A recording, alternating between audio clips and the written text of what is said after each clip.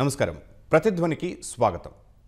ఒకరోజు హైదరాబాద్ పారిశ్రామికవాడలు, మరో రోజు విశాఖ పరిసరాల్లోని కర్మాగారాలు. ప్రాంతం, పరిశ్రమ పేరు మారొచ్చేమో కానీ అక్కడి ప్రమాదాలు, అవి సృష్టించే భీభత్సాలు, ప్రాణ ఆస్తి నష్టాలు మాటల్లో చెప్పలేనివి. వాటి కొనసాగింపుగానే ఇప్పుడు సంగారెడ్డి జిల్లాలోని పాశ్యమైలారం పారిశ్రామికవాడలో మరో భారీ ప్రమాదం తీవ్ర విషాదాన్ని మిగిల్చింది. తెలుగు రాష్ట్రాల్లో పారిశ్రామిక భద్రతపై తీవ్ర చర్చకు దారితీసింది. మృతుల సంఖ్య పెరుగుతూనే ఉంది. పేలుడు ధాటికి కార్మికులు 100 మీటర్ల దూరం ఎగిరిపడ్డం, ఆ భవనం కూలిపోవడం ఆ విధ్వంస తీవ్రతకు నిదర్శనం. ఇదే రసాయన పరిశ్రమల్లో భద్రతా ప్రమాణాలపై పెను ప్రశ్నల్ని రేకెత్తించింది. పారిశ్రామిక భద్రత, కార్మికుల రక్షణ, ప్రభుత్వ నియంత్రణలపై చర్చ అవసరాన్ని గుర్తు చేసింది. మరి ఎందుకు ఈ పారిశ్రామిక ప్రమాదాలు, వాటిని అడ్డుకునే మార్గాలేవి? ఇదే అంశంపై నేటి ప్రతిధ్వని చర్చలో పాల్గొంటున్నవారు Srinivas Valluri, fire and security association of India governing council సభ్యులు, హైదరాబాద్ నుంచి. ప్రొఫెసర్ పిఏ నాయుడు, ఆంధ్ర విశ్వవిద్యాలయం ఆచార్యులు, కెమికల్ ఇంజనీరింగ్ నిపుణులు, విశాఖపట్నం నుంచి. అలాగే ఎం శివకుమార్ గారు, పారిశ్రామిక భద్రతా వ్యవహారాల కన్సల్టెంట్, హిందుస్థాన్లో జింక్లో సుదీర్ఘకాలం పనిచేసి రిటైర్మెంట్ తర్వాత సొంత సేఫ్టీ కన్సల్టెన్సీ నిర్వహిస్తున్నారు, విశాఖపట్నం నుంచి. ముందుగా శ్రీనివాస్ గారు, పాశ్యమైలారం సిగాచి రసాయన పరిశ్రమలో రియాక్టర్ పేలుడుకు కారణాలు ఏంటి? అసలు అక్కడ ఏం జరిగింది?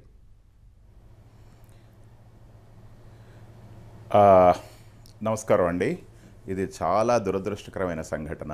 ఈరోజు ఉదయం 9:30 45 టైంలో ఈ ఎక్స్ప్లోజన్ జరిగినట్టుగా మనం విన్నాం. ఇక్కడ జరిగిన ఇష్యూ చూసినట్లయితే మనకి ఒక డ్రైయర్లో ప్రాబ్లం వచ్చింది. అది ఎలాంటి ప్రాబ్లం అనేది ఇంకా పూర్తిగా తెలియలేదు. అది ఎక్స్ప్లోడ్ అవటం మూలంగా చాలా ఇటువంటి విధ్వంసం జరిగిందని చెప్పి తెలుసుకున్నాం. ఇప్పుడు మనకి ఇందులో మల్టీక్రిస్టలైన్ సెల్యులోజ్ అనే ఏపీఐ, యాక్టివ్ ఫార్మా ఇంగ్రీడియంట్ ఒకటి మ్యానుఫ్యాక్చర్ చేస్తారని తెలిసిందండి సిగాచి ఇండస్ట్రీస్లో. సో వాళ్ళు చేస్తున్న దీనికి డెఫినెట్గా చాలా సాల్వెంట్స్, కెమికల్స్ వీటి అవసరం ఉంటుంది. అలాగే డ్రైయర్స్ వాడినప్పుడు కంపల్సరీగా డ్రైయర్స్ కానివ్వండి, రియాక్టర్స్ కానివ్వండి, వాటికి పవర్ సప్లై ఉండొచ్చు. అలాగే విధంగా హాట్ వాటర్ కానీ లేకపోతే హాట్ ఆయిల్ కానీ వాటిలోకి డ్రైయర్లోకి ప్రవేశిస్తుండొచ్చు. ఈ సాల్వెంట్స్ టెంపరేచర్ కన్నా అవి కన్నా ఏదైనా మిక్స్ అయినట్లయితే డిఫరెంట్ మెటీరియల్స్ కానివ్వండి, లేకుంటే వేరే విధమైనటువంటి వాటర్తో మిక్స్ అయినా కానీ, లేకుంటే టెంపరేచర్కి సంబంధించిన సెన్సర్స్ ఫెయిల్ అయినా కానీ మనకి ఇటువంటి పేలుడు జరిగే అవకాశం అయితే ఉంది. సో అదే జరిగిందని చెప్తున్నారు. దాని మూలంగా జరిగిన పేలుడుతోటి సుమారుగా 12 మంది ఇప్పటివరకు చనిపోయారని చెప్తున్నారు. అదేవిధంగా 35 మంది గాయపడ్డారని. ఆ పేలుడు సంభవించడం మూలంగా ఆ బిల్డింగ్ మొత్తం కూడా కుప్పగూలిపోయిందని చెప్పి చూస్తున్నాం. చాలా వరకు దాని ఎఫెక్ట్ పక్కన ఉన్నటువంటి administration building, quality control building మీద కూడా పడిందని చూస్తున్నాం. సో ఈ విధమైనటువంటి సంఘటన జరగటం నిజంగా శోచనీయం. కానీ వీటన్నిటినీ చూసినట్లయితే ఎస్పెషల్లీ మనం ఈ మధ్య ఇంతకుముందు కూడా చూసాం కొన్ని, మీరు ఇందాక చెప్పినట్టు కొన్ని ఇండస్ట్రీస్ ఇప్పుడు మన ఇక్కడ పారిశ్రామిక వాడల్లో జరిగినటువంటి మన విశాఖపట్నం కానివ్వండి, లేకుంటే హైదరాబాద్ కానివ్వండి, ఇక్కడ జరగటానికి ఒక ముఖ్యమైనటువంటి రీజన్ మనం చూసేది ఇంప్రాపర్ హ్యాండ్లింగ్ ఆఫ్ కెమికల్స్ అండి. ఈ కెమికల్స్ని సరిగ్గా వాడటం లేకపోతే యూజ్ చేయటం అనేది వర్కర్స్కి కంప్లీట్గా తర్ఫీదు ఇవ్వాలి ఒకటి. రెండోది, ఇటువంటి విపత్తులు సంభవించినప్పుడు ఏ విధంగా వాటిని అవాయిడ్ చేయడం కోసం, ఇవి జరగకుండా ఎటువంటి ప్రమాణాలు పాటించాల్సింది అనే విషయం మీద కూడా చూసుకోవాలి. ఇప్పుడు మనం చూసినట్లయితే జనరల్గా ఏ కెమికల్ ఇండస్ట్రీ అయినా డెఫినెట్గా ఇటువంటి సాల్వెంట్స్ కానీ, ప్రమాదాలు జరిగే రియాక్టర్స్ కానీ ఉంటాయి. సో అందుకని హజార్డస్ ఏరియా డిమార్కేషన్ చేసి ఫస్ట్, ఆ తర్వాత అక్కడికి వెళ్ళే వాళ్ళని కూడా రిస్ట్రిక్ట్ చేస్తూ, అక్కడ ఉండేటువంటి మన సిస్టమ్స్ అన్నీ కూడా కరెక్ట్గా ఉన్నాయా లేదా అన్నది రెగ్యులర్ ఆడిట్ అయితే నిర్వహించాలండి. రెగ్యులర్ ఆడిట్ కూడా ఇదేమవుతుందంటే ఒక ఇండస్ట్రీకి చేసింది ఇంకో ఇండస్ట్రీకి సూటబుల్ కాకపోవచ్చు. ఎందుకంటే ఒక ఇండస్ట్రీలో వాడే కెమికల్స్ కానీ, సాల్వెంట్స్ కానీ వేరే దానితో డిఫరెంట్గా ఉండొచ్చు. అందుకని ఆ ప్రాసెస్ సేఫ్టీ మీద పూర్తిగా అవగాహన ఉన్న వాళ్ళ చేత, అలాగే మిగిలిన సిస్టమ్స్, ఎలక్ట్రికల్ సిస్టమ్స్ కానివ్వండి, ఫైర్ సేఫ్టీ కానివ్వండి, లేకుంటే దాని చుట్టూ మనం ఎవాక్యుయేషన్కి కావాల్సినటువంటి సిస్టమ్స్ కానివ్వండి, ఇవన్నీ కలిపి తప్పకుండా ఒక ఆడిట్ లాగా ప్రతి సంవత్సరం చేసినట్లయితే చాలా వరకు మనం వీటిని తగ్గించుకోవచ్చు. మరి ఇక్కడ జరుగుతున్నాయో లేదో మనకైతే తెలియదు, అది చూడాలి ముఖ్యంగా. ఓకే శివకుమార్ గారు, తెలుగు రాష్ట్రాల్లోని రసాయన ఫార్మా పరిశ్రమల్లో తరచూ ఈ తరహా ప్రమాదాలు చూస్తున్నాం. వీటన్నింటిలో ఉన్న కామన్ పాయింట్స్ ఏమిటి? నమస్కారం అండి. ముందుగా ఇలాంటి దుర్ఘటన జరిగిన డిబేట్ లో పార్టిసిపేట్ చేయడం బాధాకరమైనప్పటికీ మనం ప్రజలకి అందరికి తెలియజేయాలి కాబట్టి ముందుగా కామన్ విషయం ఏమిటంటేనండి, మనకి అజాగ్రత్త కూడా ఒకటి అవ్వచ్చు. ఇంకొకటి ఏంటంటే దానికి ఏదన్నా ఆల్రెడీ శ్రీనివాస్ గారు చెప్పారు, ఒక కెమికల్స్ మిక్స్ అవడం వల్ల జరిగే అవకాశం ఉందని. అదేంటంటే కెమికల్స్ మిక్స్ అవడం కాకుండా రైట్. నాయుడు గారు, సాక్షులు చెబుతున్న దాని ప్రకారం పేలుడు ధాటికి కార్మికులు దాదాపు 100 మీటర్ల దూరం ఎగిరిపడ్డారు. ఇంతటి తీవ్రత ఎందుకు సంభవించింది? అవును,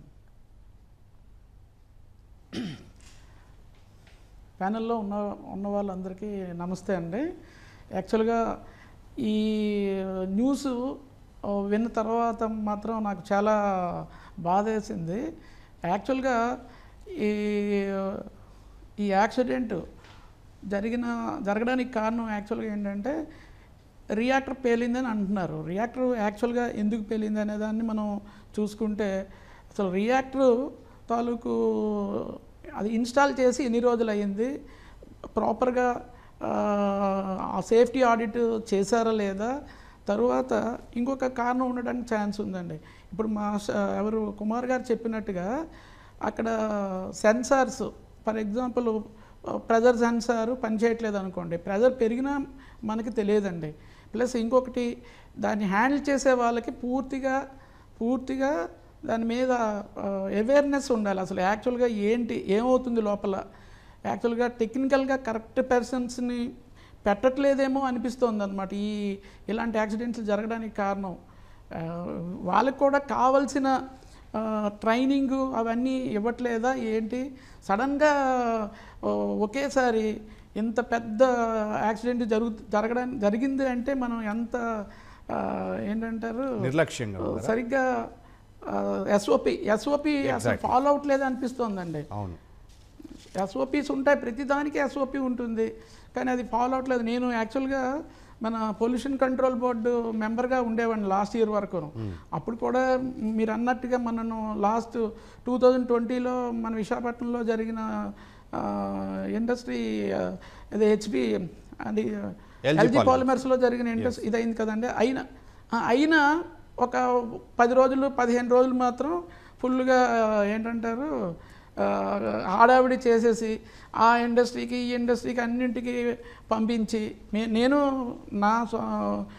నేనే ఒక 5-6 ఇండస్ట్రీస్కి ఇన్స్పెక్షన్కి వెళ్ళిన తర్వాత అసలు మనం ఇచ్చిన ఏంటి ఇచ్చాము, ఏంటి ఫాలో అవ్వాలి, ఏం చేయాలన్న దాన్ని అసలు వాళ్ళు అసలు చేశారా లేదన్న దానికి మరి దానికి కూడా కంటిన్యూ మానిటరింగ్ కరెక్ట్గా లేదేమో అనిపిస్తుంది. అవన్నీ ఉండుంటే మన ప్రతి ఇండస్ట్రీకి యాక్చువల్గా ఎల్జీ పాలిమర్స్లో జరిగింది, కానీ మిగిలిన హెచ్పిసిఎల్కి వెళ్ళాం, అదే హెచ్పిసిఎల్ తర్వాత మిగిలిన చాలా ఇండస్ట్రీస్ అలాగే అన్ని ప్రమాదాలు తరచూ ఎస్ఓపీలు అమలు చేయకపోవడమే కారణం అని చెప్పేసి దర్యాప్తులో కూడా మనం చూస్తూ ఉన్నాము. అయితే దాన్ని సరి చేయలేమా? ఎస్ఓపి చేయొచ్చండి.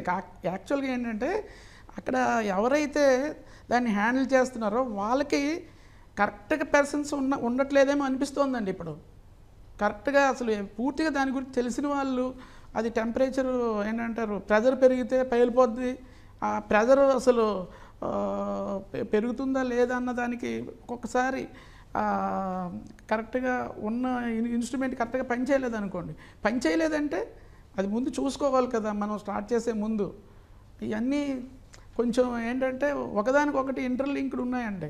కరెక్ట్గా ఇండస్ట్రీస్ కూడా ఏంటంటే దాని మీద కరెక్ట్గా దాని మీద ఏంటంటే నిఘా ఉంచాల్సిన అవసరం, ఇన్వెస్ట్ చేయడానికి కూడా కొంచెం ఇన్వెస్ట్ చేయడం అది ఎందుకులే అన్న టైప్లో చూస్తారు. అది మామూలుగా అయిపోయినంత వరకు ఏదో ఇలాంటి యాక్సిడెంట్లు జరిగేటప్పుడు మాత్రం హడావిడి చేస్తున్నారండి, అంతే.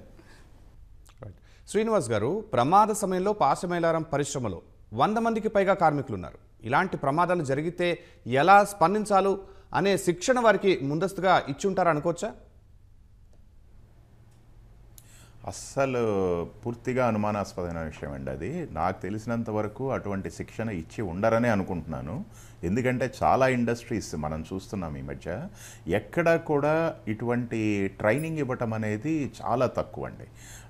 సో దానికి కావాల్సినటువంటి వ్యవస్థ కూడా పూర్తిగా లేదు మన దగ్గర.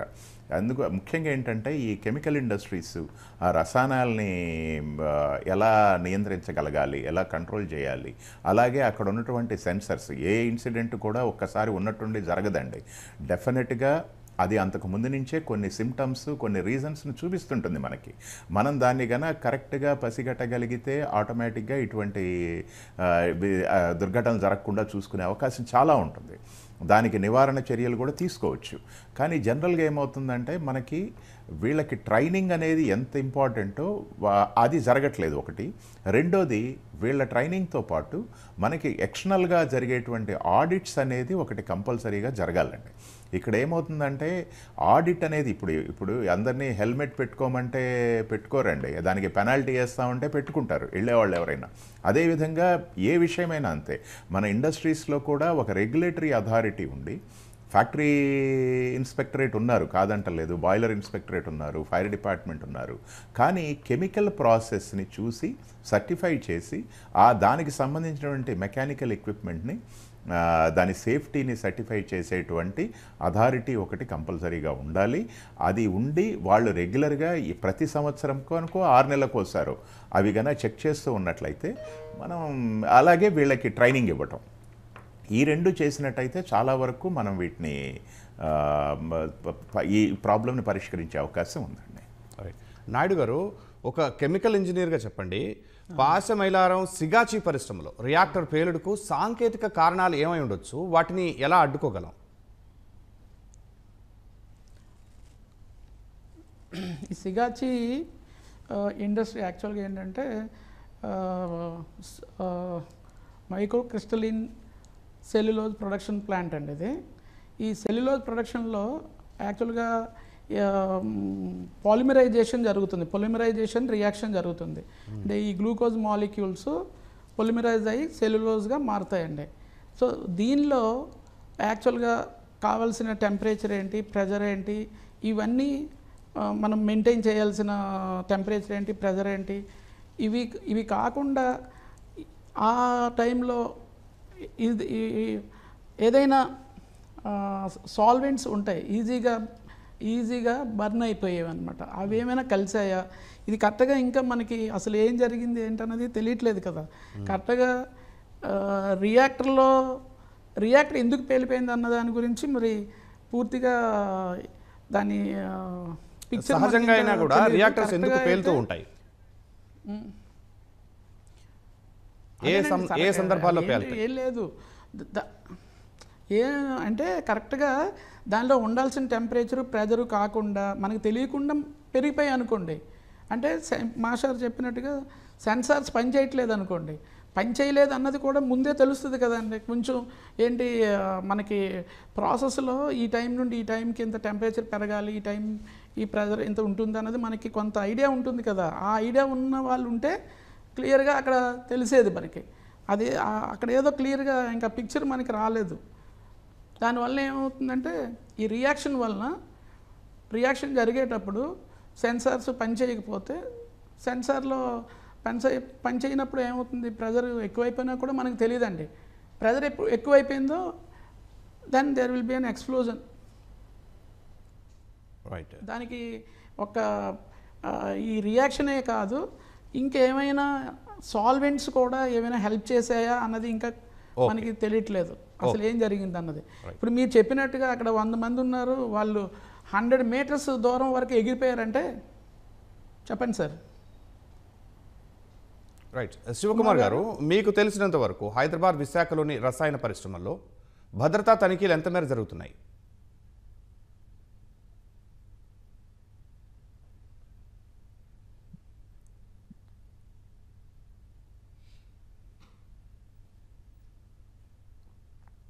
వస్తుంది అంటారా? డ్రైయర్ అంటే ఓన్లీ అంత ఎక్కువ ఇదేం ఉండదండి. అది నేను అనుకోవడం ఎక్స్ప్లోజన్ వచ్చిందంటే ఇది రియాక్టరే అయి ఉంటుందండి. ఎస్. అంత okay sir, primary information dryer అని చెప్పి అంటున్నారు. దాని ద్వారా మనకి దాన్ని నివారించే ఛాన్స్ ఏమైనా ఉందంటారా? ఏదైనా ముందు తెలుసుకుంటేనే నివారించవచ్చండి. కానీ ఇట్ విల్ గివ్ సిగ్నల్ స్టార్టింగ్లోనే ఇస్తుందండి. అది మనం రికగ్నైజ్ చేయగలగాలి. ఆ రికగ్నైజ్ చేయగలిగే ఇది ఉన్న వాళ్ళు ఉండాలండి. రైట్. అసలు మన వాళ్ళు యాక్చువల్గా కరెక్ట్గా అక్కడ ఎవరు కావాలి, ఏంటంటే అదేంటంటారు క్వాలిఫికేషన్ కూడా కరెక్ట్గా దానికి సరిపోయిన విలువ ఉండాలండి. అసలు ఓకే సార్, రైట్. శివకుమార్ గారు, మీకు తెలిసినంత వరకు హైదరాబాద్, విశాఖలోని రసాయన పరిశ్రమల్లో భద్రతా తనిఖీలు ఎంత మేర జరుగుతున్నాయి? ఇన్ని ప్రమాదాలని బట్టి ఏం అర్థం చేసుకోవాలి? భద్రతా తనిఖీలు అయితే జరుగుతూ ఉంటాయండి. కాకపోతే ఏంటంటే ఇప్పుడు ఇలాంటి ప్రమాదం జరగడానికి ఒక కారణం మీకు సింపుల్ గా చెప్తాను. అంటే మనకి అర్థమయ్యేలాగా ఇలాంటి ఫ్యాక్టరీ ఎప్పుడైనా పెట్టినప్పుడు ఏంటంటే ముందు ఒక ఫ్యాక్టరీ ఇన్స్పెక్టర్ కి అప్లికేషన్ లైసెన్స్ ఇచ్చే ముందండి మొత్తం అన్ని కూడా చెక్ చేస్తారండి. ఏం చెక్ చేస్తారంటే ఏమేమి ప్రమాదాలు జరిగే అవకాశం ఉంది, ఆ ప్రమాదాలకి మీరు నివారించడానికి ఏం తీసుకుంటున్నారు, ఏం జాగ్రత్తలు తీసుకుంటారని నేను చూస్తానండి. ఆ జాగ్రత్త తీసుకునే స్టడీలు ఉంటాయండి, రకరకాల స్టడీలు, ఆదాబ్ స్టడీ అని, ప్యూఆర్ అని, ఈ స్టడీల్లో వచ్చే రికమెండేషన్ బట్టి మీరు ఏమేమి జాగ్రత్తలు తీసుకున్నారు. ఆ ప్రమాదం పేరే అవకాశం ఉంటుందండి. ఎందుకంటే లోపల ప్రెజర్ బిల్డప్ అయితే పేరే అవకాశం ఉంటుంది, రియాక్టర్ కానీ డ్రైవర్ ఏదైనా. కానీ అది పేలకుండా ఉండాలంటే మీరు ఏం చేయాలి, వాటికి సంబంధించిన కంట్రోల్ మెజర్స్ అంటారు. ఆ కంట్రోల్ మెజర్స్ మీరు ఏం తీసుకున్నారని చెప్పి ఫ్యాక్టరీ ఇన్స్పెక్టర్ అడుగుతారండి. అడిగిన తర్వాత ఆ స్టడీ రిపోర్ట్ సబ్మిట్ చేసి ఆ రిపోర్ట్ ప్రకారం మేము ఈ జాగ్రత్తలు తీసుకున్నామని చెప్పి వాళ్ళకి సబ్మిట్ చేసి వాళ్ళకి చూసి అన్ని ఓకే అయితే అప్పుడు లైసెన్స్ ఇస్తారండి. ఫర్ ఎగ్జాంపుల్ ఇది పేలింది అనుకోండి, పేలకి సపోజ్ మీకు బెలూన్ ఉందండి, బెలూన్ ఎందుకు వెళ్ళిపోతుంది మీరు అడుగుతుంటే లోపల ప్రెజర్ ఎక్కువైతే వెళ్ళిపోతుంది. అలాగే మీకు ఈ రియాక్టర్ లో ప్రెజర్ ఎప్పుడైతే ఎక్కువ అవుతుందో దానికి సంకేతాలు ఉంటాయండి, అన్నిటికీ ఉంటాయండి. ఒక రకాల ప్రతి 4 రకాల బ్యారియర్స్ ఉంటాయండి. ఫర్ ఎగ్జాంపుల్ మీరు ఇప్పుడు NSC security Z category security ఉందనుకోండి, ఆ సెక్యూరిటీ దాటుకెళ్ళాలంటే ఎన్ని బ్యారియర్స్ ఉంటాయండి. అలాగే మీరు రియాక్టర్ పేలాలంటే ఒక 4 రకాల బ్యారియర్స్ ఉంటాయండి. ఆ బ్యారియర్స్ ఏంటంటే ఫస్ట్ మీకు అలారం వస్తుంది, high pressure alarm, high temperature alarm వస్తుంది. అలాగే వెరీ హై వస్తుంది. వెరీ వచ్చిన తర్వాత ఇమీడియట్గా యాక్షన్ తీసుకోనండి. యాక్షన్ తీసుకోకపోతే ఇంకా అయిపోయి ఇంకా ముందు ట్రిప్పింగ్ అయిపోతుంది. ట్రిప్పింగ్ అయిపోతుంటే మొత్తం ప్రాసెస్ అంతా ఆగిపోయి ఆ రియాక్టర్ పేలకుండా ఆపుతుంది. ఇన్ని రకాల బ్యారియర్స్ దాటుకుని వెళ్తేనే మీకు ప్రమాదం జరుగుతుందండి. ఈ బ్యారియర్స్ లో ఏ ఒక్కటి పనిచేసినా మీకేం ప్రాబ్లం అండి. అన్ని 3 ఫెయిల్ అవ్వడం చాలా రేర్ అండి. 3 ఫెయిల్ అయిందంటే ఎక్కడో అజాగ్రత్త జరిగింది, అదే సెన్సర్లు ఫెయిల్ అయి ఉంటాయి, ఇదే జరుగుతుంది. ఇన్ని రకాల బ్యారియర్స్ దాటుకుని వెళ్ళి ప్రమాదం జరిగింటే చాలా చాలా అరుదు అనమాట. అది ఒకటి ఎక్కువ ఎక్కడ జరుగుతాయంటేనండి, మీకు ప్లాంట్ మీరు రీస్టార్ట్ చేసినప్పుడు ఒక సిస్టమ్ ఉంటుంది, పిఎస్ఎస్ఆర్ అని, రీస్టార్ట్అప్ సేఫ్టీ అంటారండి. దాన్ని బట్టి మీరు ఏం చేస్తారంటే ఒక్కోసారి ఇంటర్లాక్ బైపాస్ చేస్తారండి. ఇంటర్లాక్ బైపాస్ అంటే ఏంటంటే ఆ షట్ డౌన్ స్టార్ట్ అయ్యే ముందు మీరు చెక్ చేసుకోవడం కోసం ఏం చేస్తారంటే ఆ ఇంటర్లాక్ బైపాస్ చేసి ఆ రన్నింగ్ చేసి చూస్తారండి. ఏంటి దాన్ని డ్రైవ్ రన్ అంటారండి, అంటే ఏం మెటీరియల్ లేకుండా రన్ చేసి చూస్తారు. అప్పుడు ఆ ఇంటర్లాక్ బైపాస్ చేసినప్పుడు మళ్ళీ ప్లాంట్ రన్ చేసినప్పుడు ఆ ఇంటర్లాక్ ని సపోజ్ ఫర్ ఎగ్జాంపుల్ టెంపరేచర్ దాటితే అలారం రావాలి, అలారం బైపాస్ చేశారనుకోండి, మళ్ళీ అలారం మళ్ళీ రెస్టోర్ చేయాలండి. రెస్టోర్ చేయకపోతే ఏమవుతుంది, మళ్ళీ సేమ్ మీకు సెన్సర్ పనిచేయదు. అలాంటప్పుడు ఎక్కువ జరిగే ప్రమాదాలు ఎక్కువ రీస్టార్ట్ షట్ డౌన్ తర్వాత రీస్టార్ట్ సమయంలో జరిగే అవకాశాలు ఎక్కువ ఉంటాయండి. ఇవన్నీ సరిగ్గా చూసుకోవడానికి ఒక అధికారి ఉండాలండి. ఎప్పుడైనా మీకు ఈ ప్రమాదం జరగకుండా నివారించడానికి అధికారి ఉన్న ఒక అతను ఉంటాడు, కంప్లీట్ గా అతను ఆందోళన జరుగుతాయండి. ఇవన్నీ రీస్టార్ట్ చేసినప్పుడు ప్లాంట్ స్టార్ట్ అయ్యి స్టేబుల్ అయ్యే అతని ఆందోళన అన్ని జరుగుతాయి. ఇవి ఎక్కడ లోపించినా కూడా మీకు ఇవి భద్రతా ప్రమాణాలు అన్ని పాటించినా కూడా ఇలా జరిగే అవకాశాలు ఉంటాయండి. ఈ బ్యారియర్స్ అనేవి ఎక్కడ బ్రేక్ అవ్వకూడదండి. ఓకే, శివకుమార్ గారు, తరచూ మనం ఇలాంటి చూస్తున్న ప్రమాదాల్లో ఇలాంటి ప్రమాదాలు తరహా ఈ పేలుడు తరహా ప్రమాదాల్లో కామన్ పాయింట్స్ ఏం కనబడుతున్నాయి మీకు? కామన్ పాయింట్స్ ఇవ్వాలండి. ఇప్పుడు అజాగ్రత్తలు ఇప్పుడు మీకు సపోజ్ మీకు ఆల్రెడీ చెప్పినట్టు ఆల్రెడీ మీకు అన్ని ప్రమాణాలు తీసుకుని సపోజ్ ఫర్ ఎగ్జాంపుల్ మీకు చిన్న ఒక ఎగ్జాంపుల్ చెప్తానండి. ఏంటంటే మీకు కంట్రోల్ చేసి ఆ ప్రమాదం నివారించడానికి మనం ఏం జాగ్రత్తలు తీసుకుంటున్నాం సో వెళ్ళే అవకాశం ఉంది. ఎందుకంటే మీకు ఆ రియాక్టర్ లో కానీ డ్రైవర్ లో కానీ ప్రెజర్ బిల్డప్ అవుతుంది, వెళ్ళే అవకాశం ఉంటుంది. కానీ అది పేలకుండా చేయాలని మనం ఏం చేయాలి అనేది మనం ఉంటాయి కంట్రోల్ మెజర్స్. ఆ కంట్రోల్ మెజర్స్ ఫర్ ఎగ్జాంపుల్ చిన్న ఎగ్జాంపుల్ చెప్తాను మీకు. సపోజ్ మనం ఈ రూమ్ మన రూమ్ ఉన్నాం, ఈ రూమ్ లోకి ఎంటర్ అవ్వడానికి ఒక యాక్సెస్ కంట్రోల్ పెట్టుకున్నానండి. అంటే ఇన్ని 4 ఎంటర్ అవ్వాలి. 4 ఎంటర్ అవ్వాలంటే నేను ఏం చేస్తానంటే ఫస్ట్ నేను చేసేది ఏంటి, దానికి కంట్రోల్ మెజర్స్ ఫుల్ ఫ్లెడ్జ్డ్ గా ఉండాలండి. ఫుల్ ఫ్లెడ్జ్ కంట్రోల్ మెజర్ ఉంటాడు, ఫుల్ ప్రూఫ్ ఉంటుందండి. అంటే ఏ విధంగా కంట్రోల్ మెజర్ డిబేట్ చేయలేం, అలాగే కంట్రోల్ మెజర్స్ ఉండాలి. ఫర్ ఎగ్జాంపుల్ ఈ రూమ్ ఉందనుకోండి, రూమ్ లోకి 4 ఎంటర్ అవ్వాలనుకుందాం. నలుగురికే పర్మిషన్ ఉంది, నలుగురు తప్పితే ఎంటర్ అవ్వడానికి అవకాశం నేను ఇవ్వను. ఆ నలుగురికి ఫస్ట్ ఏం చేస్తానంటే ఒక తాళం వేసి కీ ఇచ్చేసి నలుగురికి కీ ఇస్తాను. సరిపోతుంటారండి అది, ఆ కీ ఇస్తే సరిపోదు. ఎందుకంటే ఎవరైనా ఆ కీ ఎవరికైనా ఇచ్చి ఇంకొకళ్ళు వెళ్ళే అవకాశం ఉంటుంది, అదొక అవకాశం. లేదంటే ఏదైనా స్వైపింగ్ కార్డు ఇస్తాం, ఆ స్వైపింగ్ కార్డు ఇంకెవరికో స్వైపింగ్ కార్డు ఇచ్చి అందులో ఎంటర్ అవ్వచ్చు. దీనికి ఫుల్ ప్రూఫ్ ఏంటంటే బయోమెట్రిక్, అంటే ఆ మనిషి వచ్చి బయోమెట్రిక్ ఇస్తేనే ఎంటర్ అవుతుంది. అంటే నేను ఎలా కంట్రోల్ చేయగలను ఫుల్ ప్రూఫ్ గా, అంటే ఈ కంట్రోల్ ఎవరు డిఫెక్ట్ చేయలేదు. అలాంటి కంట్రోల్ మేయర్స్ ఉండేలా డిజైన్ చేసుకుంటారు ఫస్ట్ నుంచి. అంచేత అలాంటి కంట్రోల్ మేయర్ మీరు మాన్యువల్ గా డిఫెక్ట్ చేసి ఎవరిని బైపాస్ చేస్తేనే ఇలాంటి అవకాశాలు ఎక్కువ జరుగుతుంది, ఇలాంటి జరిగే అవకాశాలు ఎక్కువ ఉంటాయండి. ఎందుకంటే అది ఇలా కామన్ కాగితంగా ఇదే కనపడుతుంది. ఎందుకంటే ఏదైనా ఎక్కడో ఏదో ఒక మిస్టేక్ జరిగి ఉండాలి, ఆ మిస్టేక్ ఏంటనేది తెలియదు. మిస్టేక్లు జరగకుండా ఇలా సంబంధించిన అవకాశాలు చాలా తక్కువ అండి. ఎందుకంటే సడన్ గా వెళ్ళిపోవడం ఎక్కడ జరగదండి. అలాగా సడన్ దాని ముందు ఇండికేషన్స్ వస్తాయి. నేను చెప్పాను టెంపరేచర్ కానీ ప్రెషర్ కానీ లేదు అన్ని మెజర్ చేస్తుంటారు కంప్యూటర్ లో.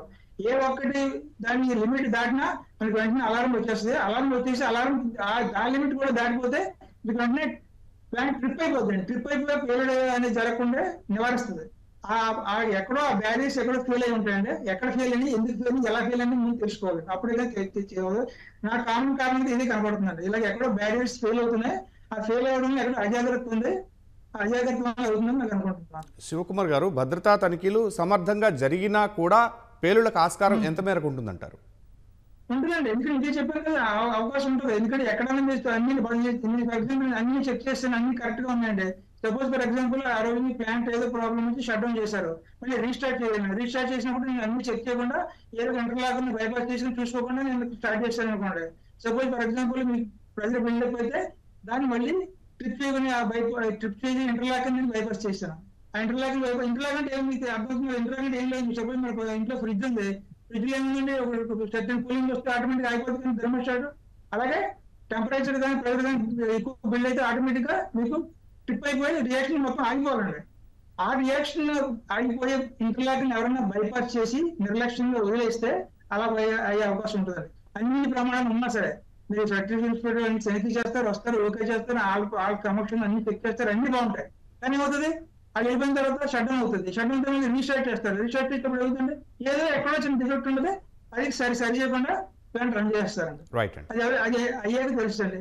అది ఇంటర్లాక్ రిజిస్టర్ ఉంటుందండి, అది కూడా నోట్ చేయాలి. ఏ ఇంటర్లాక్ మనం బైపాస్ చేసామో మళ్ళీ ప్లాంట్ స్టార్ట్ చేసి మనం ఇంటర్లాక్ లైన్ లో పెట్టామని చూసుకుని అప్పుడు స్టార్ట్ చేయాలండి. అలాంటి చూడకుండా స్టార్ట్ చేస్తే ప్లాంట్ ఇలాంటి ప్రమాద వ్యవస్థలు చాలా ఎక్కువ ఉంటాయి.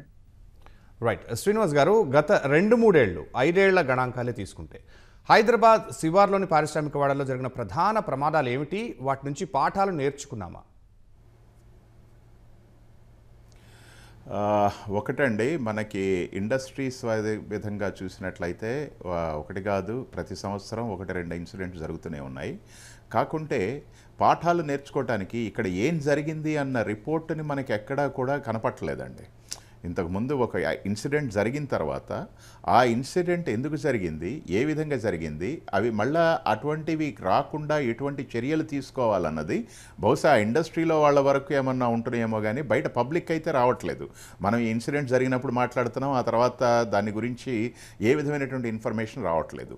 సో అందుకని కంపల్సరీగా అది ఏం జరిగింది అన్న విషయాన్ని పబ్లిక్గా తీసుకురావాల్సిన అవసరం అయితే చాలా ఉందండి. ఇప్పుడు ఈరోజు ఈ ఇన్సిడెంట్ జరిగిన ఇది ఎందుకు జరిగింది, దీని లెర్నింగ్స్ ఏంటి అన్నది పూర్తిగా తెలియట్లేదు. బట్ ప్రతి చోట జరుగుతున్నదైతే మీరు చూసినట్లయితే ఇప్పుడు మనకి పెట్రోకార్బన్ ఇండస్ట్రీస్ అంటే IOCL, BPCL ఇట్లా వీళ్ళవి ఇండస్ట్రీస్ చూసినట్టయితే చాలా heavy explosion hazard, fire hazard ఉన్న ఇండస్ట్రీస్ అండి. మనం అక్కడ తరచూ ఇట్లాంటి ఘటనలు చూడం. ఎందుకనంటే అక్కడ వాళ్ళకి ఒక రిగరస్ మెకానిజం ఉంటుంది. ట్రైనింగ్ కానివ్వండి, ఆడిటింగ్ కానివ్వండి, లేకపోతే ఎక్విప్మెంట్ రీప్లేస్మెంట్స్, కొంత టైం అయిన తర్వాత దాని లైఫ్ అయిపోతే దాన్ని రీప్లేస్ చేయడం కానీ, దానికి సంబంధించినటువంటి పీపుల్ ట్రైనింగ్ కూడా ఉంటుంది. మనకి ఇక్కడ ఈ చిన్న చిన్న ఇండస్ట్రీస్లో ఇటువంటి ఫెసిలిటీస్ అనేవి జనరల్గా కనపడవు. సో దానికోసం గవర్నమెంట్ సైడ్ నుంచి ఇప్పుడు మీరు ఇందాక క్వశ్చన్ చేసినట్టు ఎవరు వీళ్ళని ట్రైన్ చేస్తున్నారు చేస్తారా అని అంటే ఎవరు ట్రైన్ చేసేవాళ్ళు ఎవరండి? Who is the authority to train these people? ఎక్కడా కూడా మనకి అది ఎక్కువ ఇటువంటి ఇండస్ట్రీస్కి సంబంధించిన వాళ్ళని ట్రైన్ చేసే ఇన్స్టిట్యూషన్స్ కూడా చాలా తక్కువ ఉన్నాయి. సర్టిఫికేషన్ చేసేవాళ్ళు కూడా గవర్నమెంట్లో ఐఎమ్ నాట్ అవేర్, కానీ అది లేకుండానే మన వర్కర్స్ చాలామంది పనిచేయడం జరుగుతుంది. సో ఈ విధంగా అక్కడ జరగనివి ఇక్కడ ఎందుకు ఇంత ఫ్రీక్వెంట్గా జరుగుతున్నాయంటే, ఒకటి వర్కర్స్ హ్యూమన్ ఎర్రర్స్ అనేది చాలా ఎక్కువ అండి. వాళ్ళకి అది కూడా ఏంటంటే అవగాహన లేకపోవటం. అంటే ఇందాక శివకుమార్ గారు, నాయుడు గారు చెప్పినట్లు చాలా ఇండస్ట్రీస్లో ఈ ప్రెషర్ అనేది బిల్డప్ అవుతుంది. ఫస్ట్ అలారం వస్తుంది, లేకపోతే అక్కడ ఆ టెంపరేచరో ప్రెషరో మనం చూస్తూ ఉంటాం. దాని రేట్ ఆఫ్ రైజ్ని బట్టి ఎవరైనా ఇమీడియట్గా యాక్షన్ తీసుకోగలిగితే చాలా వరకు నివారించవచ్చు. బట్ వాళ్ళకి నిజంగా అవగాహన ఉందా లేదా అన్నది ఒక విషయం. రెండోది, ఈ ఎక్విప్మెంట్ అంతా కూడా ఇందాక అనుకున్నట్లు సర్టిఫై చేయటం కూడా. Every year somebody has to certify అండి. మీకు జనరల్గా పెద్ద పెద్ద ఇండస్ట్రీస్లో, గవర్నమెంట్ ఇండస్ట్రీస్లో చాలా వరకు జరుగుతుంటాయి. ఇక్కడ వాళ్ళంతటా వాళ్ళు ఫైర్ సేఫ్టీ ఆఫీసర్నో లేకపోతే ఎవరినో అపాయింట్ చేసుకోలేరు కాబట్టి మనకి గవర్నమెంట్ సైడ్ నుంచి ఆ థర్డ్ పార్టీ ఆడిట్స్ లేకపోతే కొందరిని ప్రీక్వాలిఫై చేసి వాళ్ళ చేత ఆడిట్స్ చేయిస్తే చాలా వరకు తగ్గే అవకాశం అయితే ఉందండి. ఇది నా అభిప్రాయం. అంటే ఇప్పుడు భద్రతకు సంబంధించి పారిశ్రామిక భద్రతా వ్యవహారాల చూసేవారు ఎవరైనా సరే పూర్తిగా అన్ని ఫ్యాక్టరీస్కి సంబంధించి వారి పరిధిలోని అన్ని పరిశ్రమలకు ఏదైనా ఇలాంటి క్రోడీకరించిన నివేదికల్ని ట్రైనింగ్ ఇవ్వచ్చా? ఇవ్వాలండి కంపల్సరీగా. అది ఇవ్వటానికి ఎక్కడా కూడా నాకైతే ఎక్కడ కనపడలేదు ఇటువంటివి. ఇది మా అంటే అసోసియేషన్స్ నుంచి మేమేదో చేయడానికి ట్రై చేస్తున్నాం, కానీ ఎక్కడా కూడా ఇటువంటి ఎస్టాబ్లిష్డ్ ఇన్స్టిట్యూషన్స్ అనేవి లేవండి. ఓకే నాయుడు గారు, విశాఖలో 2020 ఎల్జీ పాలిమర్స్ గ్యాస్ లీక్ ఘటన తర్వాత 2024 అనకాపల్లి పరిశ్రమలో పేలుడు, వీటిల్లో గమనించిన భద్రతాపరమైన లోపాలను సవరించుకున్నామా? అంటే యాక్చువల్గా ఏం జరిగింది అన్నది ఇప్పుడు మీరు చెప్పిన రెండు ఇండస్ట్రీస్ డిఫరెంట్ యాక్సిడెంట్స్ సార్. అక్కడ మీరు అనకాపల్లిది తీసుకుంటే అది సాల్వెంట్ బర్న్ అవటం వల్ల యాక్సిడెంట్ అయింది. ఇది ఇక్కడ కూడా సాల్వెంట్ లాంటిదే, కానీ ఈ గ్యాస్ లీక్ అయిందన్నమాట ఇక్కడ.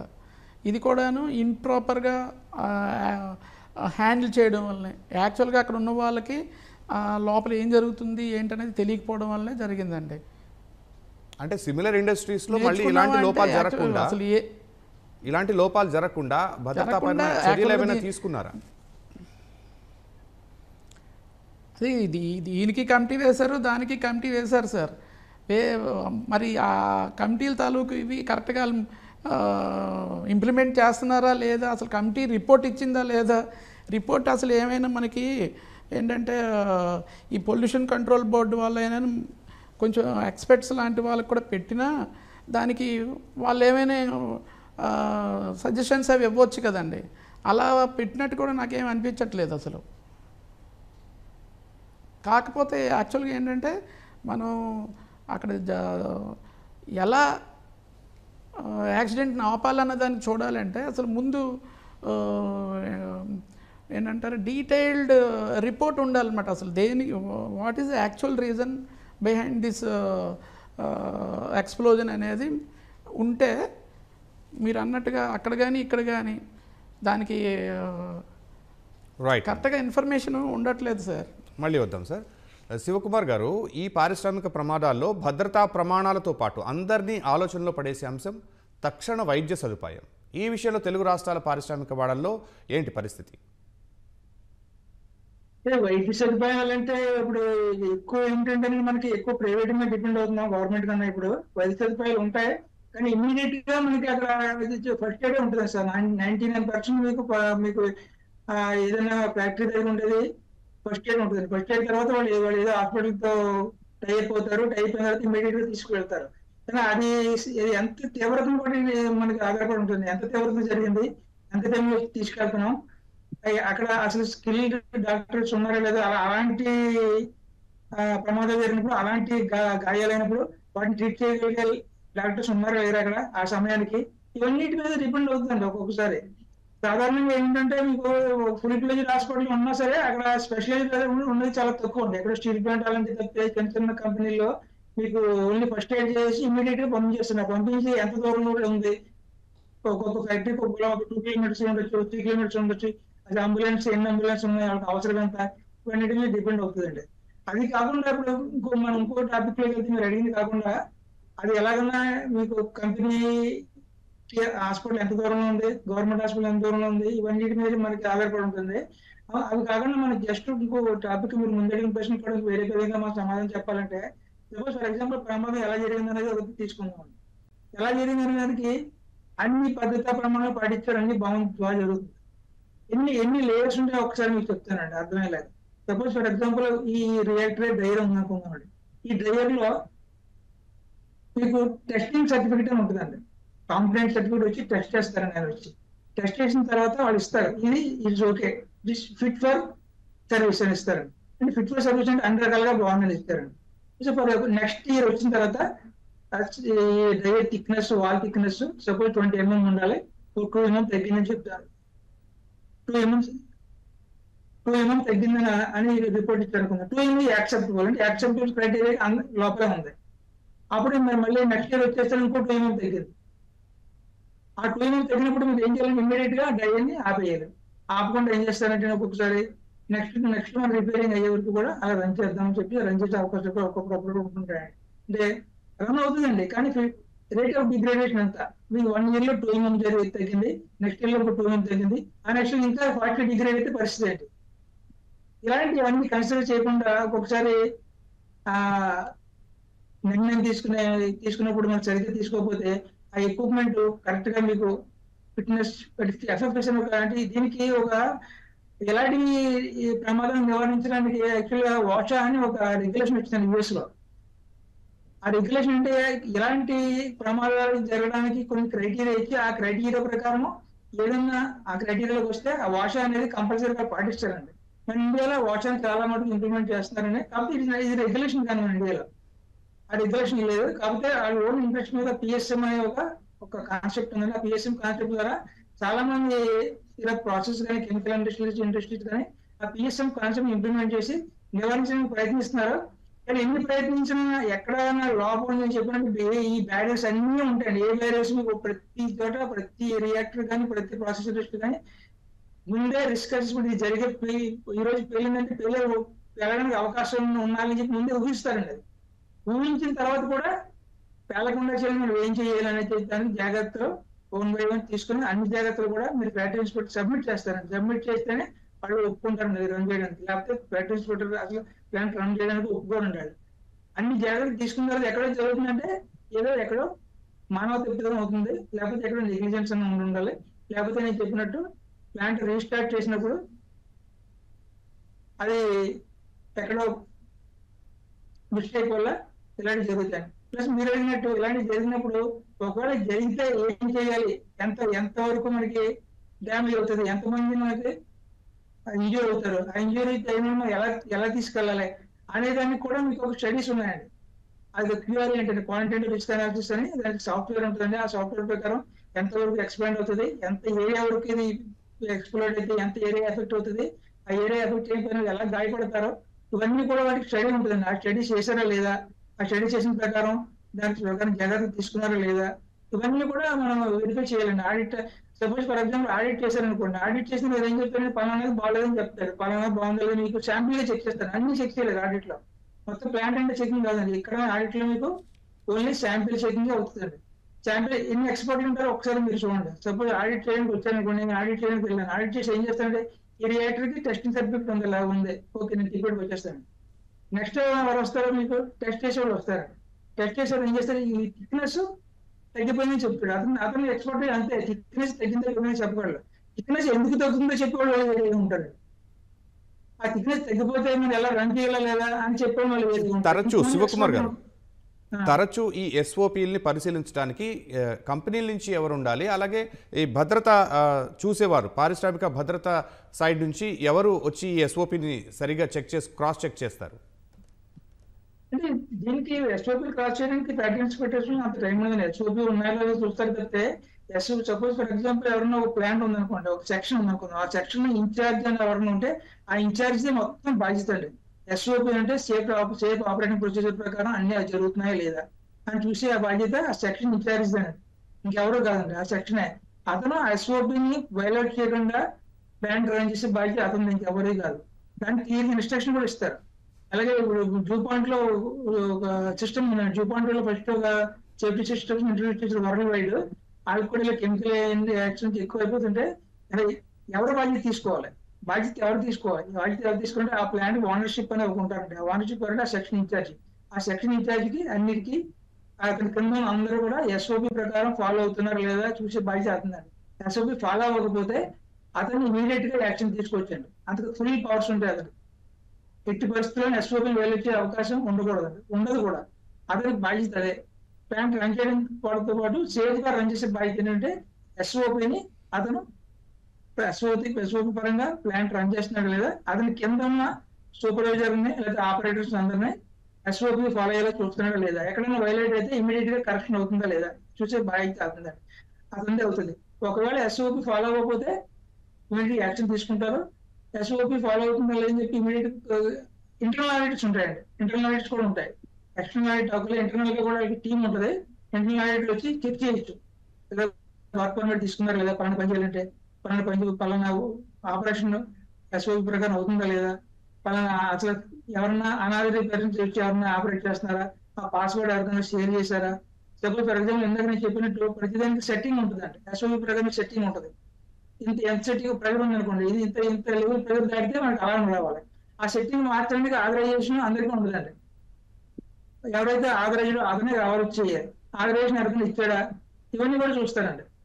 అంటే పర్టికులర్గా మనం శివకుమార్ గారు పర్టికులర్గా ఈ పాశమేలారం ఇన్సిడెంటే తీసుకున్నట్లయితే ఒక ఉన్నత స్థాయి అధికారి అక్కడికి వస్తున్నాడు అన్న సమయంలోనే ఎందుకు జరిగింది అని ఏమైనా ఉంటుందా, అనుమానాలు ఉంటాయా, లేకపోతే ఆ భయం కానీ అక్కడ శిక్షణ లేకుండా ఉన్నవాళ్ళు కానీ ఎవరో పెద్ద ఆయన వస్తున్నారు అనే దాంట్లో పొరపాటు చేసే ఛాన్సెస్ కూడా ఉంటాయా? లేదు, అది చాలా చాలా అవకాశం లేదు. అలా అవకాశం లేదు. ఎవరో పెద్ద ఆయన వస్తున్న వచ్చే అవకాశం లేదు. కాకపోతే నేను చెప్పినట్టు ప్లాంట్ మీద ఏమన్నా తొందరలో రీస్టార్ట్ చేయడం ఏమన్నా మిస్టేక్ జరుగుండొచ్చు.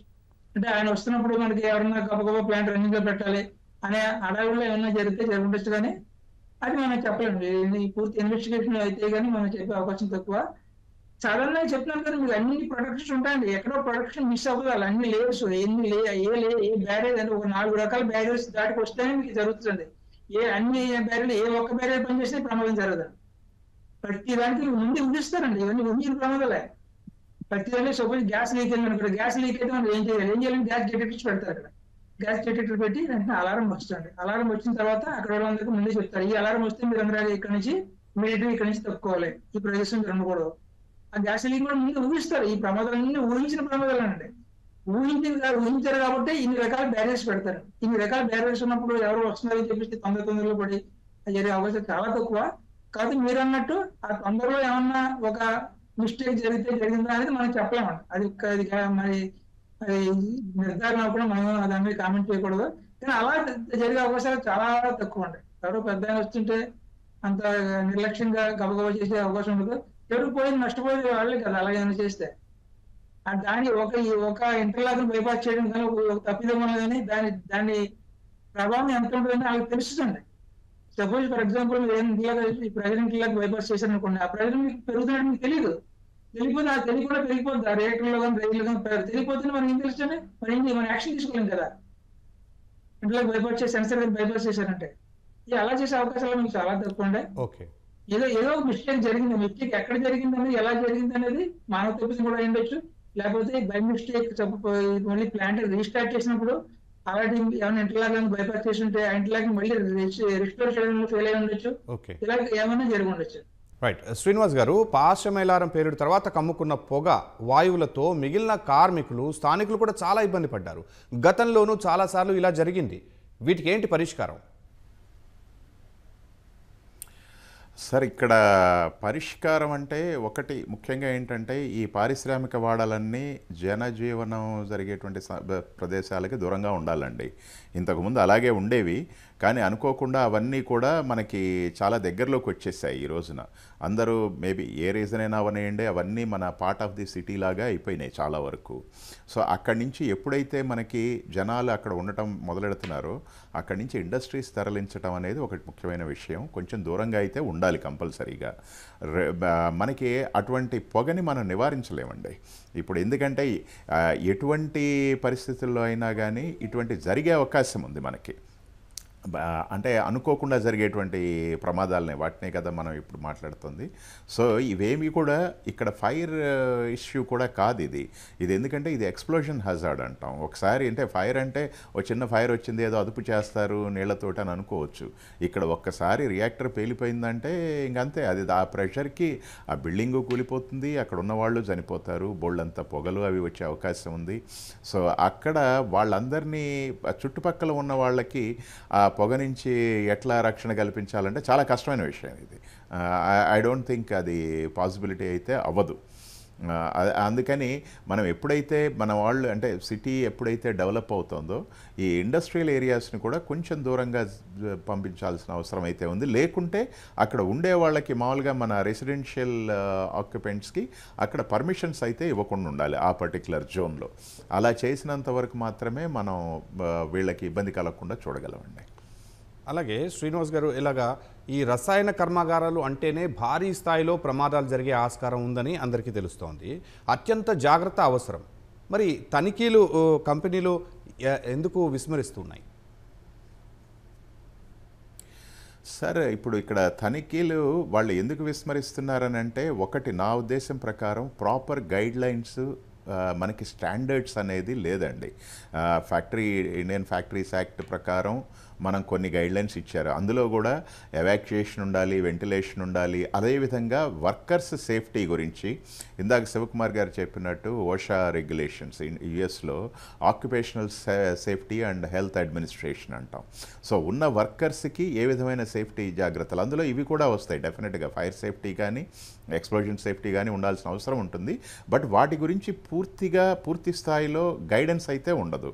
మనకి రెగ్యులేషన్స్ చూసినట్టయితే national building code of India మాత్రమే అందులో ఇండస్ట్రీస్కి లో hazard, medium hazard, high hazard అని 3 డిఫరెంట్ కేటగిరీస్ కింద విభజించడం జరిగింది. ఈ కెమికల్ ఇండస్ట్రీస్ అన్నీ హై హజార్డ్లో కలిపేశారు. కానీ అక్కడ ఆ ప్రాసెస్ని బట్టి అదేవిధంగా ఆ ఉన్నటువంటి ఎక్విప్మెంట్కి ఏ విధమైనటువంటి సేఫ్టీ సిస్టమ్స్ ఉండాలి అన్నది ఎక్కడ ఏ కోడ్లోనూ లేదు. మనకేంటంటే కంపల్సరీగా నేషనల్ ఇండస్ట్రియల్ సేఫ్టీ కోడ్ అనేది ఒకటి వస్తే దాంట్లో ఇవన్నీ పొందుపరచగలిగితే చాలామంది ఇండస్ట్రీస్కి అది ఒక గైడెన్స్ కింద ఉంటుంది. సో ఫస్ట్ ఆ గైడెన్స్ రెగ్యులేషన్ అనేది ఒకటి వస్తేనంటే దాన్ని రెగ్యులేట్ చేయటం, అదేవిధంగా కంపల్సరీగా అప్పుడు మన ఇండస్ట్రీస్ వాళ్ళందరూ కూడా ఈ రెగ్యులేషన్స్ ఈ స్టాండర్డ్ ప్రకారం మీరు ఫాలో అవ్వాలని చెప్తే వాటిని ఫాలో అవడానికి అవకాశం ఉంటుంది. ఈ రోజున ఫ్యాక్టరీస్ యాక్ట్లో ఇచ్చినప్పుడు ఫ్యాక్టరీ అప్రూవల్కి వెళ్ళినప్పుడు వెంటిలేషన్ ఉందా, స్టైర్ కేసెస్ ఉన్నాయా, ఎవాక్యుయేషన్ ఉందా, డోర్స్ ఉన్నాయా లేదా అంతవరకే చూస్తున్నారు. బట్ అంతకు మించి ఆ ప్రాసెస్లో ఉన్నటువంటి మళ్ళీ ఎక్విప్మెంట్ సేఫ్టీ కూడా కొంతవరకు చూస్తారు, కాదంటలేదు. బట్ ఆ ప్రాసెస్కి సంబంధించినటువంటి ఇష్యూలో ఏ విధమైనటువంటి జాగ్రత్తలు ఎలా తీసుకోవాలి, ఎలాంటి ఎక్విప్మెంట్ అంటే ఇందాక అన్నట్లు సెన్సర్స్ ఎలాంటి సెన్సర్స్ ఉండాలి, వాటికి బ్యాకప్ ఎలా ఉండాలి, ఇవన్నీ కూడా అందులో గన సేఫ్టీ గైడ్లైన్స్ కింద వచ్చినట్లయితే ఐ థింక్ అది చాలా వరకు ఇబ్బంది లేకుండా చేస్తుందండి.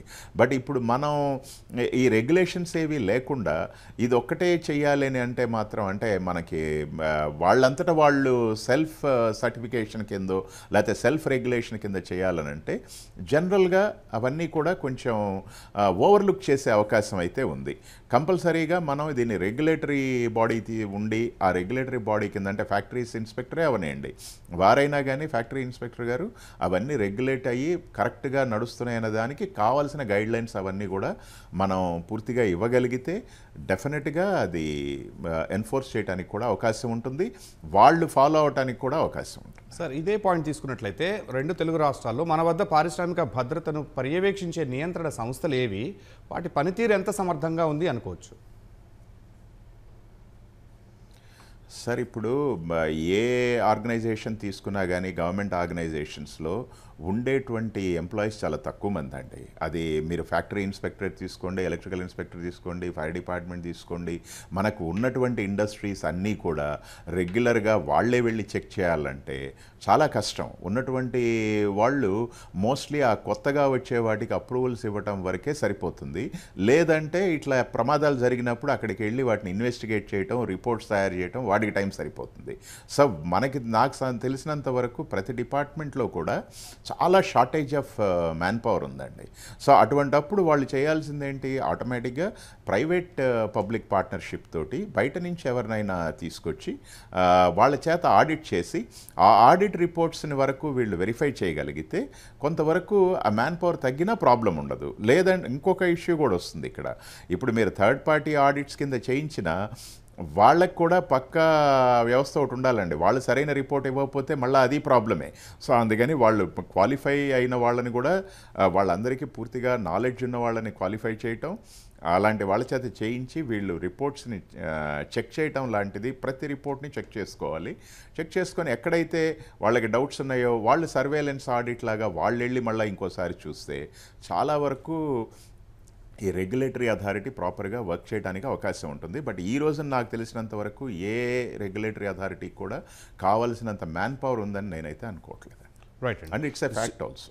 రైట్. శివకుమార్ గారు, ఇప్పుడు బాధితులను అన్ని విధాలుగా ఆదుకుంటాం అని చెప్పి ప్రభుత్వాల నుంచి సైడ్ కానీ ఆ ఫ్యాక్టరీ నుంచి కానీ తర్వాత ప్రమాదం జరిగిన ప్రతిసారి మనం వింటూ ఉంటాం ఇలాంటి మాటలు. అసలు బాధితులుగా మారకుండా ఉండాలి అనే దృక్పథంలో ఎలాంటి చర్యలు తీసుకోవాలి, వాళ్ళు ఇంకా తీసుకోవాల్సిన చర్యలు ఏంటి, వాటిని మెరుగుపరచుకోలేరా? ప్రాణ ఆస్తి నష్టాన్ని నివారించడానికి కావచ్చు, వాళ్ళ ఫ్యాక్టరీ బ్రాండ్ ఇమేజ్ని ఇంకా మెరుగుపరచుకోవడానికి కావచ్చు, చర్యలు ఏవి తీసుకోలేరా? తప్పకుండా తీసుకోవచ్చండి. ఇందులో తీసుకోలేకపోవడానికి అంటూ ఏమి లేదు. నేను ముందే చెప్పినట్టుగా ప్రతి ప్రమాదం ఊహించే ఉంటారు. ఆ ఊహించడానికి సరైన భద్రతా ప్రమాణాలతో పాటు దానికి ఎలాగ జరగకుండా దాన్ని నివారించడానికి ఏం చర్యలు తీసుకోవాలి, ఏమి ఎక్విప్మెంట్ కావాలి, అన్ని కూడా కరెక్ట్ గా అన్ని ఉంటేనే వాటికి పర్మిషన్ వస్తుంది. వాటి ముందు స్టడీ కూడా అవుతుంది. ఆ స్టడీ ప్రకారం ఏమేమి అన్ని కరెక్ట్ గా మీరు పనిచేసేలా చూస్తే తప్పకుండా మీరు నివారించవచ్చు. ఇంకొకటి ఏంటంటే, ఇప్పుడు ఇందులో మనకు జరిగింది 2 రకాలు ఉంటాయండి. ఒకటి ఎమర్జెన్సీలో టాక్సిక్ గ్యాస్ లీక్ అయింది అనుకోండి. లీక్ అయినప్పుడు మనకు స్లోగా లీక్ అవుతుంటే ఎంతవరకు మనకి వెళ్తుంది, ఏ డైరెక్షన్ ఎటు ఉంది అని చూసుకుని దాన్ని కంట్రోల్ చేసి కొంతవరకు మనం నివారించే అవకాశం ఉంటుందండి. ఇప్పుడు జరిగింది ఏంటంటే, దీన్ని డేంజరస్ అకరెన్స్ అంటారండి. డేంజరస్ అకరెన్స్ ఒకసారి ఎక్స్ప్లోడ్ అయిపోయింది. దీన్ని కంట్రోల్ చేయడానికి మనకి ఏమీ లేదు మన చేతిలో. ఎక్స్ప్లోడ్ అయిపోయి మొత్తం బిల్డింగ్ కూలిపోయింది. ఇందులో కంట్రోల్ చేయడం మనకి ఏముంటుంది, ఒకసారి జరిగిపోయింది, ఏదో బాంబు పడితే అవుతుంది అలా జరిగిపోయి ఉంటాయండి డేంజరస్ అకరెన్స్ అంటే. అది జరిగిపోతుందండి. రెండో ఏంటంటే, భోపాల గ్యాస్ లీక్ అని చూడండి, అది నివారించండి. అది నివారించలేకుండా కారణం ఏంటి, మీకు వాటిని నివారించే ఎక్విప్మెంట్ అన్ని కూడా ఏది పనిచేయలేదండి. అదొక రకం, ఇదొక రకం. ఈ 2 రకాలు కూడా నివారించే అవకాశాలు తప్పకుండా ఉంటాయండి. కాకపోతే ఇందాక శ్రీనివాస్ గారు చెప్పినట్టు ఆ రెగ్యులేటరీ స్టాఫ్ ఒక కొరత వాళ్ళు కూడా వాళ్ళందరూ కూడా వచ్చి పూర్తిగా దీని మీద ఫోకస్ చేసి ఆ భద్రతా ప్రమాణాలు పాటిస్తున్నారా లేదా, పాటించకపోతే ఏం చర్యలు తీసుకోవాలి, దానికి అసలు వాళ్ళకి టైం ఉండడమే చాలా తక్కువ అండి. చాలా తక్కువ టైం ఉంటుంది వాళ్ళకి. ఇంకోటి ఏంటి, నివారించలేమంటే తప్పకుండా నివారించండి. కాకపోతే ఇప్పుడు ఈ రోజుల్లో ఏంటంటే మనకి ఏదన్నా ఒక వస్తువు క్వాలిటీ అంటే ఒక వస్తువు క్వాలిటీ చూడలేదు. క్వాలిటీ కోసం మీరు ఎలా తయారు చేస్తున్నారని కూడా మీ కస్టమర్స్ కూడా చూస్తున్నారు. ఏంటి, మీరు ఏదో ఎన్విరాన్మెంట్ డెవలప్ చేసి తయారు చేస్తున్నావా, లేకపోతే సేఫ్టీ పాటించకుండా ఎవరినో అందరి safety health workers safety health చూడకుండా ఏమన్నా ప్రొడ్యూస్ చేస్తున్నావా అని హిస్టరీ చూసి ఆడిట్ కూడా చేస్తారండి.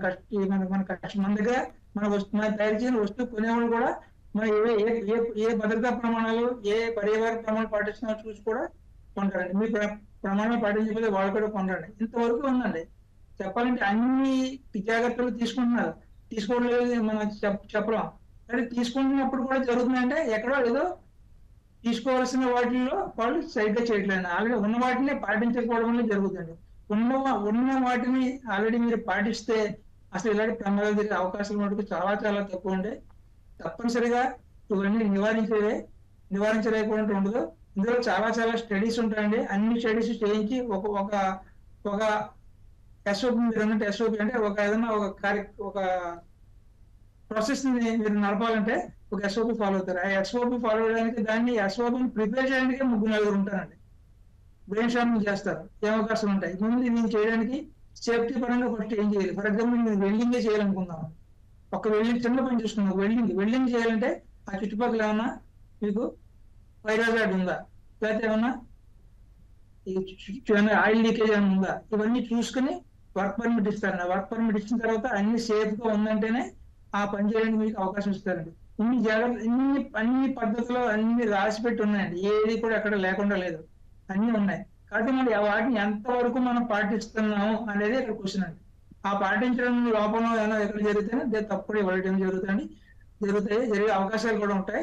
కాకపోతే అంటే మనం ఆ పాటించడానికి మరి ఎంతవరకు మనకి కమిట్మెంట్ ఉంది మేనేజ్మెంట్ దగ్గర. కానీ టాప్ మేనేజ్మెంట్ కమిట్మెంట్ అని ఒక్కొక్కసారి కింద వదిలింటే టాప్ మేనేజ్మెంట్ లో ఒక్కొక్కసారి ఏమైనా ప్రదర్శనలు ఉంటాయండి. మనకి ఈ టైం లోపల ప్లాన్ స్టార్ట్ చేయాలి. అలాగే ప్రజల వాళ్ళు కూడా ఒక్కొక్కసారి ఏం చేస్తారంటే కింద వాళ్ళు పై వాళ్ళకి తెలియకుండా ఏదైనా చిన్న చిన్న తప్పులు చేసే అవకాశాలు ఉంటాయండి.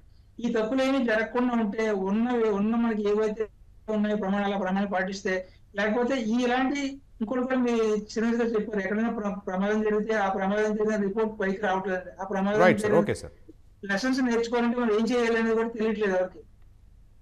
ఇదే ప్రమాదం మన ఎగ్గులో జరగకుండా నివారించాలంటే ఇందులో కరెక్ట్ రిపోర్ట్ మనకి పైకి రాదండి. ఇది నేటి ప్రతిధ్వని. ధన్యవాదాలు శ్రీనివాస్ గారు, అలాగే శివకుమార్ గారు. నమస్కారం.